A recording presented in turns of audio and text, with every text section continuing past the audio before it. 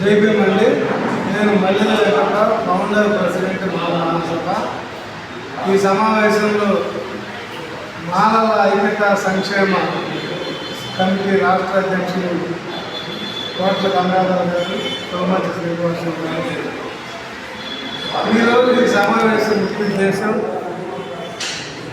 ఆంధ్రప్రదేశ్ రాష్ట్రంలో వర్గీకరణ చట్టం అమల్లోకి వచ్చాక మాల జాతి మొత్తం ఈ రాజ్యాంగ వ్యతిరేక చట్టాన్ని ఏ విధంగా ఎదుర్కోవాలనే ఒక కన్ఫ్యూజన్లో నిస్తేజంగా మారిపోయింది.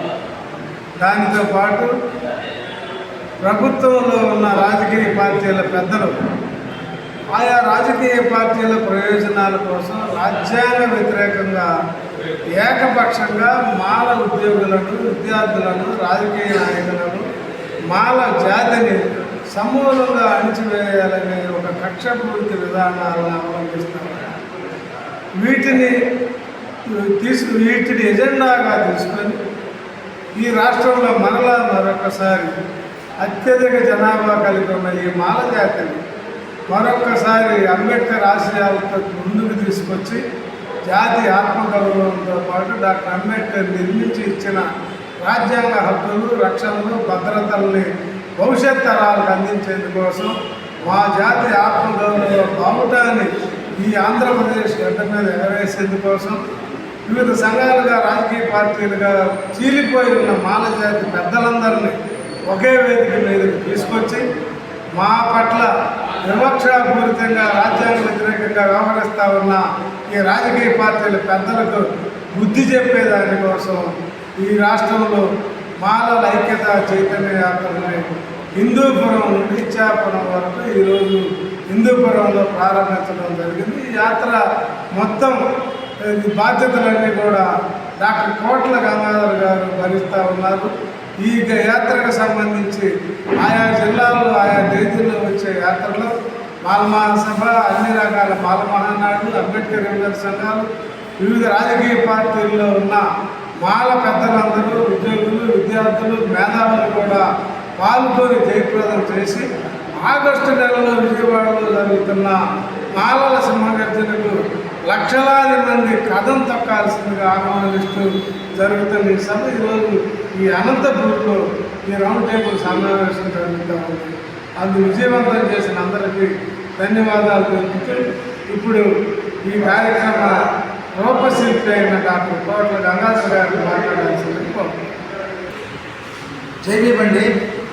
ఈరోజు అనగా 25/5/26 తారీఖున ఆంధ్రప్రదేశ్లో ఉన్నటువంటి మా మాల జాతిని ఉత్తేజపరచడం కోసము, అలాగే ఒక ఐక్యతా చైతన్య యాత్రగా చేయాలని చెప్పేసి హిందూపురం నుంచి ఇచ్చాపురం వరకు ఈ ప్రోగ్రాం స్టార్ట్ చేయడం జరిగింది. దీని యొక్క ముఖ్య ఉద్దేశం ఏంటంటే, ఈ రాష్ట్రంలో అత్యధికంగా జనాభా కలిగినటువంటి మాల జాతికి జరుగుతున్నటువంటి అన్యాయాలను అరికట్టడం కోసము మాల జాతి అంతా కలిసి ఏకతాటి మీదకి రావాల్సిన ఆవశ్యకత గురించి తెలియజేయడానికి, అలాగే ఈ రిజర్వేషన్ వర్గీకరణ కూడా శాస్త్రీయబద్ధంగా లేకపోవడం వల్ల మా మాల జాతి పిల్లలకు, మాకు జరుగుతున్నటువంటి అన్యాయాన్ని వివరిస్తూ, అలాగే ఈ రాష్ట్రంలో ఉన్నటువంటి ప్రతి ఒక్క మాల నాయకుడు కూడా వాళ్ళకు మేము విజ్ఞప్తి చేస్తున్నాము. దయచేసి ఈ రాష్ట్రంలో మనమంతా మూకుముడిగా ఒక తాటి మీదకి రాగలిగితే మన జాతి భవిష్యత్తు కోసము, మన పిల్లలకు మంచి భవిష్యత్తు ఇవ్వడానికి మనము ఉపయోగపడతామని చెప్పేసి తెలియజేస్తున్నాము. అలాగే ఇప్పుడు ప్రభుత్వం కూడా మాలపైన కక్ష కట్టి వివక్షణరహితంగా క్రిస్టియన్స్ అని చెప్పేసి అన్ని కుల విషయాలు చేస్తూ ఇబ్బంది గురి చేస్తున్నారు.